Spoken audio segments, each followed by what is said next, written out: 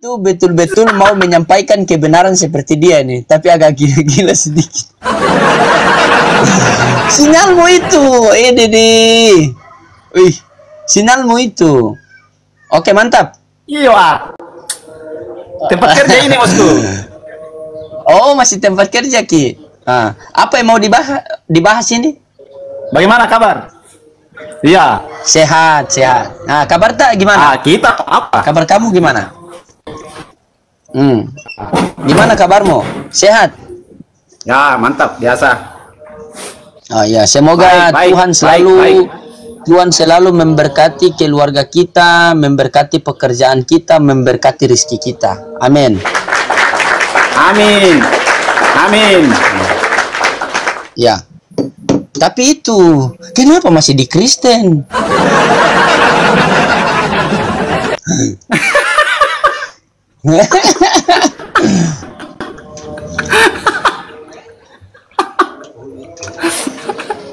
Saya percaya kepada Yesus toh.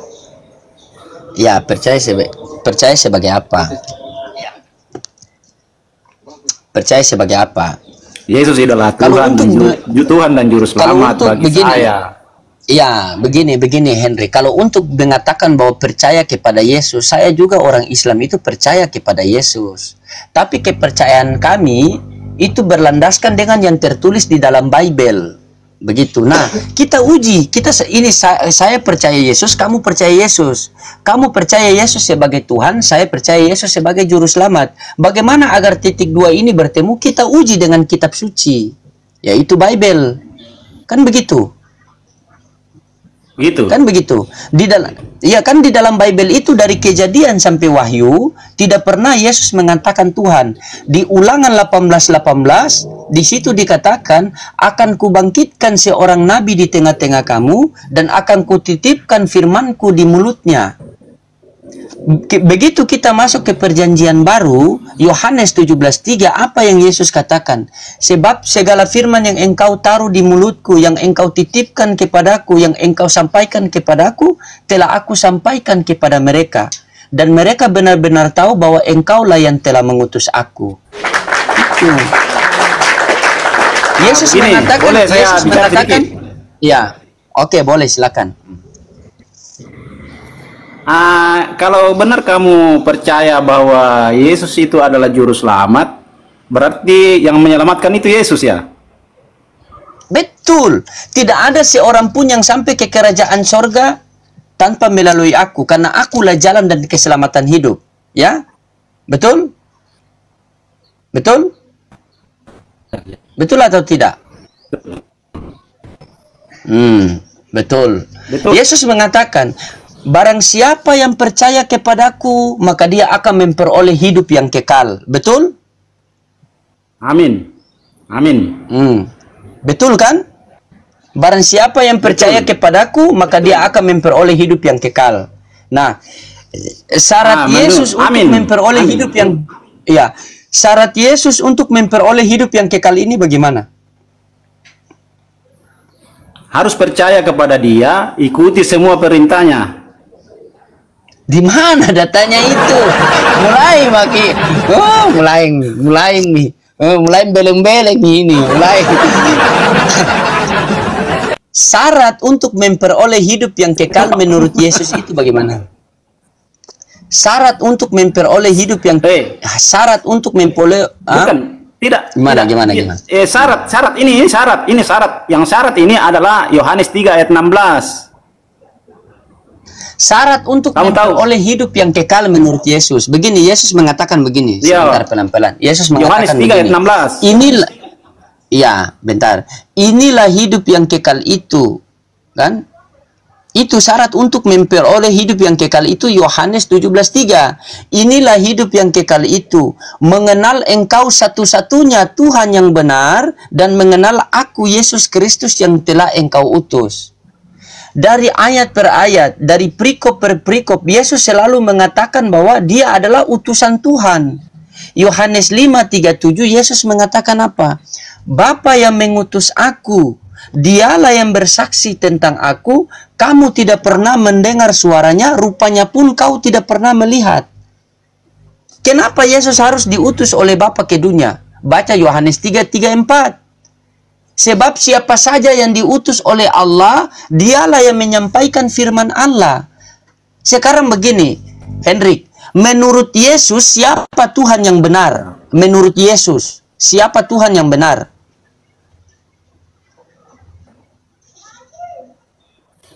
Itulah dia Tuhan yang benar.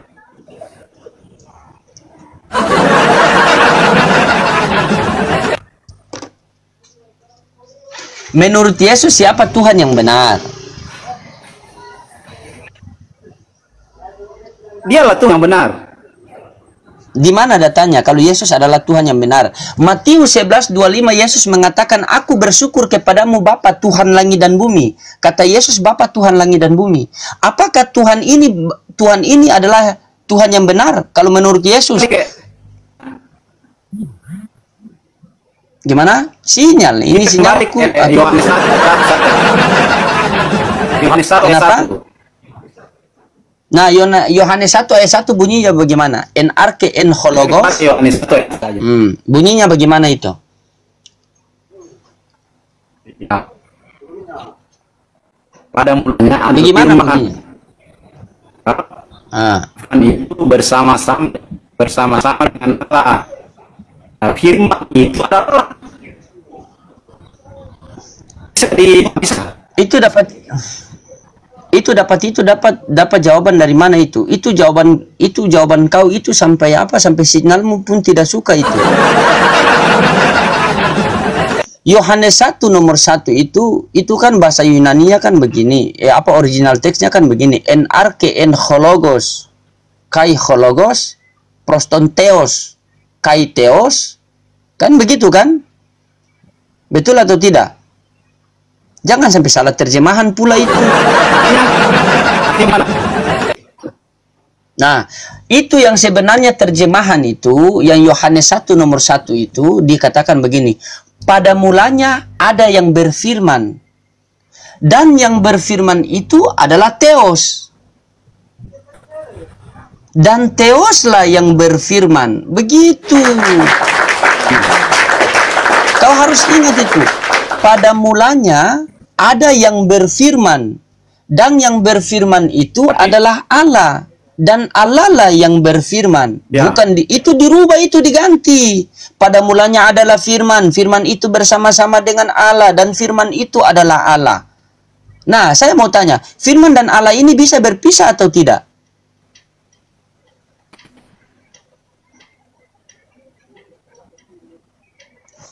Tidak. Hah? Tidak. Firman dan Allah ini bisa berpisah atau tidak?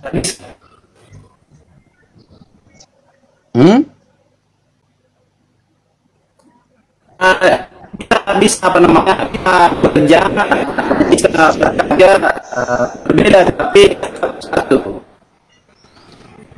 Sinyal ini tidak bagus. Cari ke sinyal dulu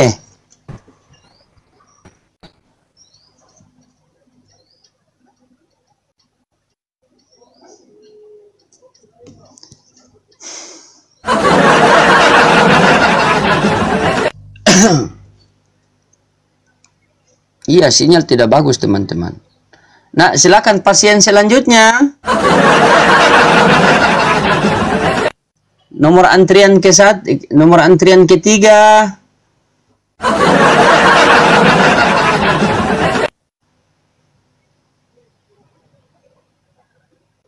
Iya. Sudah jelas loh teman-teman, itu sudah jelas itu ya. Pada mulanya ada yang berfirman dan yang berfirman itu adalah Allah dan Allah lah yang berfirman. Berarti firman ini ada pemiliknya, yaitu pemiliknya Allah. Yohanes 1:14 firman itu menjadi manusia dan diam di antara kita dan kita telah melihat kemuliaannya, kemuliaan yang diberikan kepadanya. Ketika ada yang memberi berarti ada yang menerima. Berarti apa? Yesus adalah utusan.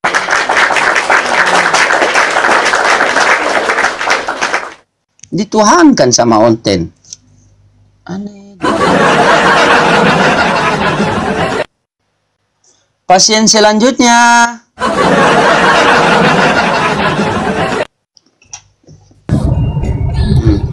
Khas Islam Ya, Kristen.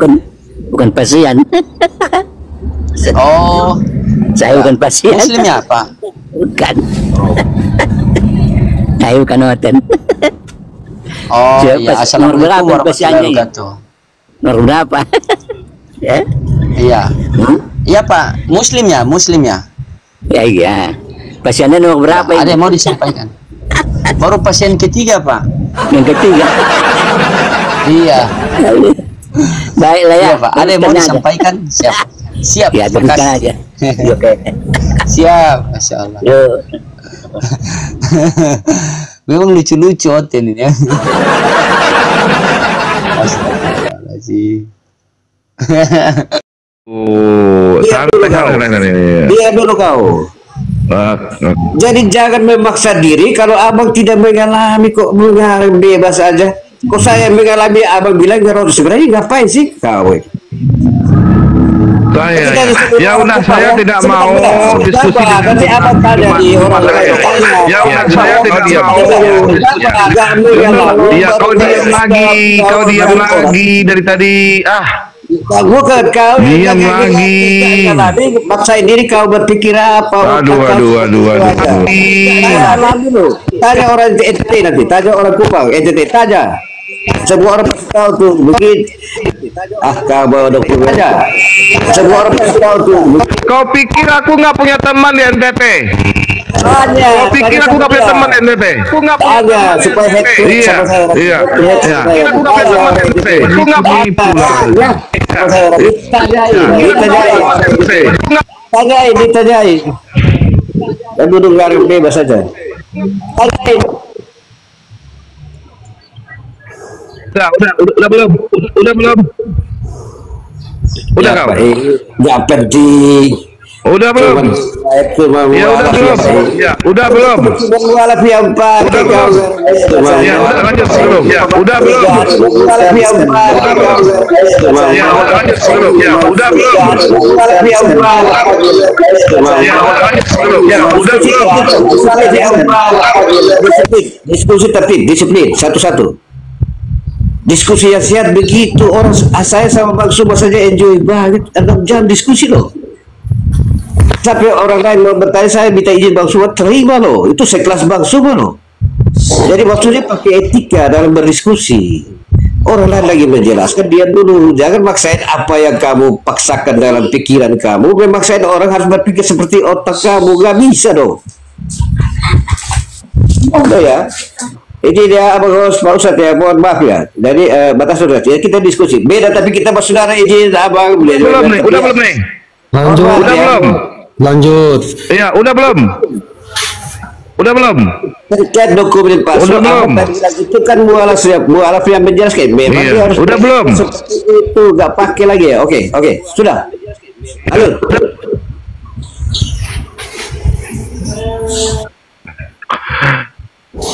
Dalam ayat tersebut ada narasi setelah matahari terbit. Setelah matahari terbit itu secara ilmu astronomi, ilmu apapun pasti terang. Itu ilmu pasti. Tidak ada dimanapun mengatakan kalau matahari terbit itu ada gelap. Gelap itu apa? Tidak nampak sesuatu apapun. Nah, ada contoh mendung. Itu bukan gelap tidak nampak, tapi gelap artinya mendung. Sekarang di Bibelmu dikatakan di dalam Yohanes, ketika hari masih gelap, pergilah ia. Berarti kalau setengah hari gelap, matahari belum terbit. Pakai akal waras. Di dalam Markus dikatakan setelah matahari terbit. Kalau setelah matahari terbit itu pergilah ya, apakah hari masih gelap atau masih terang? Pakai akal waras. Kalau dalam Yohanes dikatakan ketika hari masih gelap, apakah matahari terbit kalau masih gelap?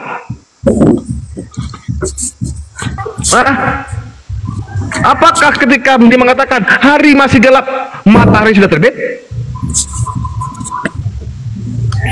Pakai akal dari tadi nyerocos saja, tapi nggak dapat poinnya. Poinnya nggak dapat. Makanya saya yang tanya, Dia dapat. mana yang benar? Si Markus bilang jam sekian, hari masih gelap. Apakah roh yang memenuhi si Markus salah? Apakah roh yang memenuhi si Yohanes salah? Apakah dua-duanya salah? Apakah dua-duanya betul? Ini bukan zona, ini tempat di mana di Israel menceritakan sebuah peristiwa yang terjadi. Si Markus bilang hari setelah matahari terbit. Si Yohanes bilang hari masih gelap. Pakai akal waras. Ini bukan beda antara Padang dengan NTT. Ini tentang sebuah peristiwa yang terjadi di Israel. Masih belum paham sih? Sudah. Silakan tunjukkan datanya. Bawa Tidak tinggal argumen di yang Israel. jangan bawa congor. Jangan mengalami peristiwa alam seperti itu. Ngapain kau maksain aku berpikir menurut apa yang kau pikir? Udah ya, diam aja kau. Tunggu. Pindah lagi. Silakan tunjukkan. Ya. Sebentar. Tunjukkan datanya di Israel itu setelah matahari terbit. Gak ada. Kau sepanjang kita gak mengalami peristiwa alam yang di sana seperti apa, gak usah paksain diri. Cuma penjagaan tidak. Kau ngarang bebas. Itu kan mualaf yang ngarang bebas dokumen.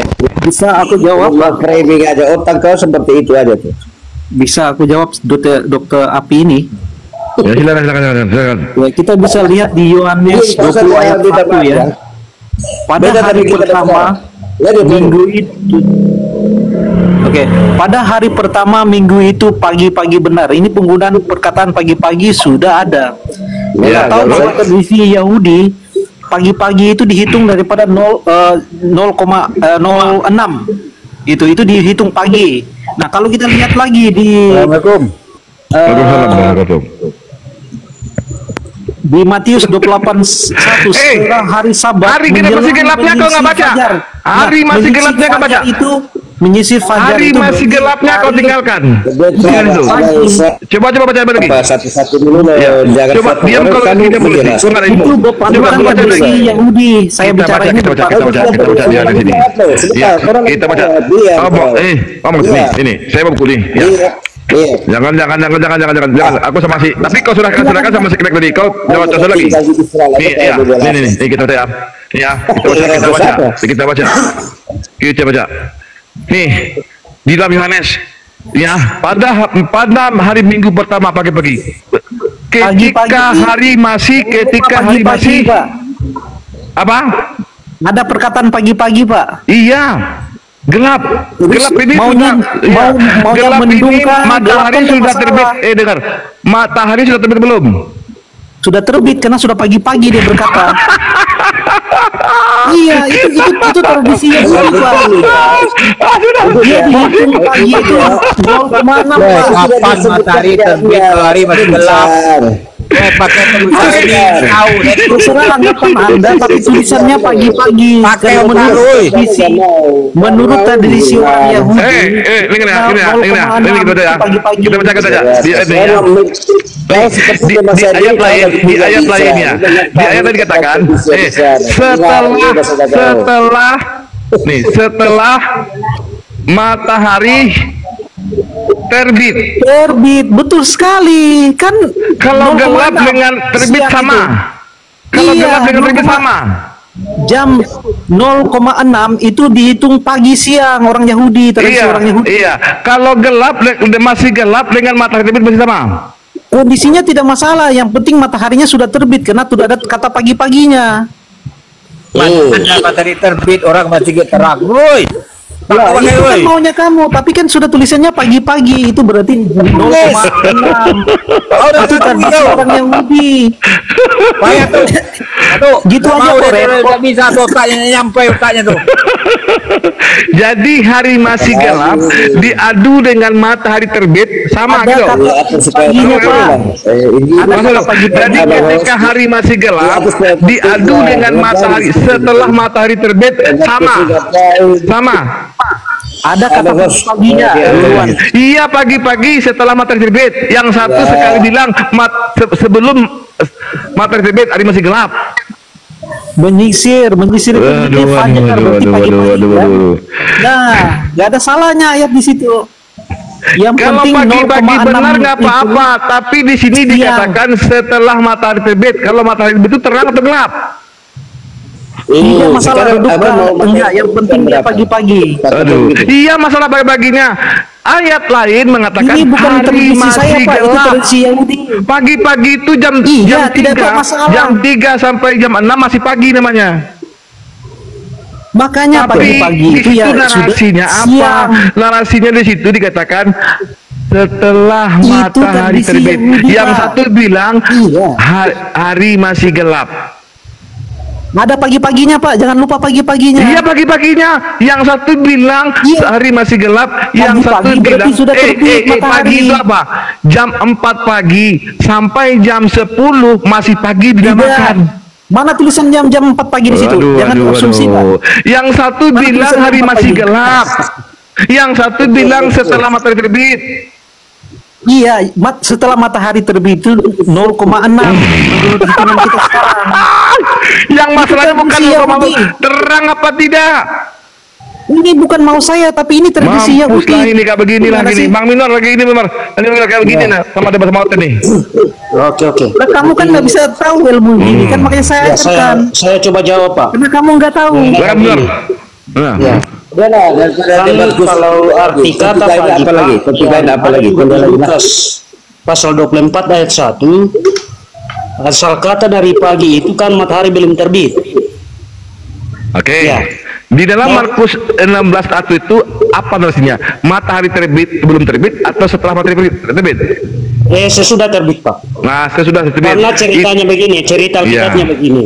Hmm. Yang pertama kali menyaksikan kebangkitan Yesus yaitu Maria Magdalena. Di mana? Nggak ada. Nggak ada. Iya, di sini, Pak. Nggak ada.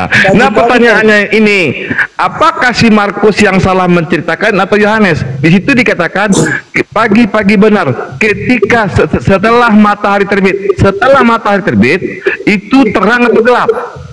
Ya, setelah saya teliti ini, Bang, ada dua Alkitab yang sama.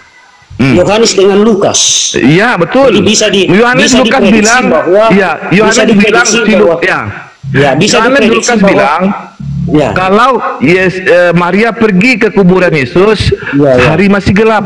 Si Markus bilang hari masih setelah matahari terbit. Dua lawan satu. Si Yohanes Ya. sama si Lukas bilang hari masih gelap. Si Markus bilang matahari telah terbit. Mana yang benar?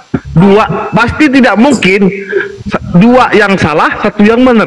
Dua yang benar, satu yang salah, atau dua-duanya salah, atau dua-duanya benar. Nggak mungkin. Berarti awal pagi sekali. Menurut saya, Bang, 0,6 menurut saya pagi sekali. dua-duanya benar. Karena nanti Jadi Markus ketiga-tiganya dapat- benar. Ya, nanti informasi sampai kepada Markus setelah diberitahu oleh Maria. Baru Markus itu adalah kitab yang pertama yang ditulis. Baru setelah Markus, baru ada Yohanes, baru ada si Matius, baru ada Lukas. Yang pertama ditulis itu adalah kitab Markus. Tidak perlu kita jelaskan panjang lebar. Ya, Kita kitab Markus yang pertama ditulis. Markus ditulis ikut di tradisi tahun Yahudi. 60-an. Matius ditulis di tahun 70-an. Yohanes ditulis di tahun 90-an. Ya. Nah, dulu Markus yang menulis. Apakah Markus yang salah atau Yohanes dan Lukas yang salah? menurut saya, Bang, Tidak salah itu, Pak. Sama matahari mengenai sudah terbit. keyakinan Kristen ini dalam suatu hari itu memang sudah ada kebangkitan. Saya nggak masalah kebangkitan, Bang. Nanti kebangkitan kita uji. Ya, kita uji kebangkitan. Jadi tiga-tiganya betul ya. Yang satu bilang setelah matahari terbit, yang satu bilang hari masih gelap. Tiga-tiganya sama ya. Betul, Bang. Sama Karena ya? memang Maria Magdalena yang pertama kali pagi-pagi ke kubur Yesus. Berarti Pagi sudah siang. Dung atau tidak kan tidak masalah, Pak. Kalau kondisi Setelah cuaca matahari waktu terbit itu dia- sudah siang, dia kan? Pagi-pagi. Oke, kita lanjut. Berarti ya menurut kau dua tiga-tiganya benar? Nah, ya cukup yang di bawah. Nih, ya, nih, kita baca lagi nih. Kita baca lagi nih. Nih, di Bible mengatakan nih. Ya, kita baca ya. Nih, kita baca. Ketika Yesus ketika Yesus itu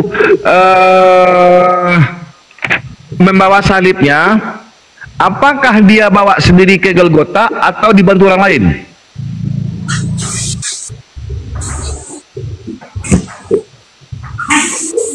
Ada tiga nih. Di mana? Ketika Yesus membawa salibnya, apakah dibantu orang lain atau dia bawa sendiri? Dibantu orang lain, Bang. Membantunya. Salah. Pertama dia bawa sendiri, tetapi dia tidak kuat. Di mana dia dibawa sendiri? Tunjukkan. Ya, tunjukkan. Tunjukkan kalau dia bawa dibantu orang lain ketika di Matius, tunjukkan. Matius 27:32. Ya, Matius 27. Iya. Di mana? Ketika mereka berjalan keluar kota, mereka berjumpa dengan seorang dari Kirene yang bernama Simon. Orang itu mereka paksa untuk memikul salib Yesus. Demikianlah firman Tuhan. Iya. Berarti peristiwa ini ketika Simeon Kirene langsung membawa ke Bukit Golgota, betul? Ya, betul, Bang. Dalam Markus 19:17, Yesus bawa salibnya sendiri ke Golgota.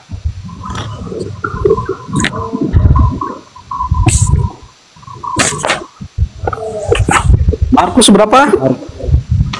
Di Yohanes 19:17.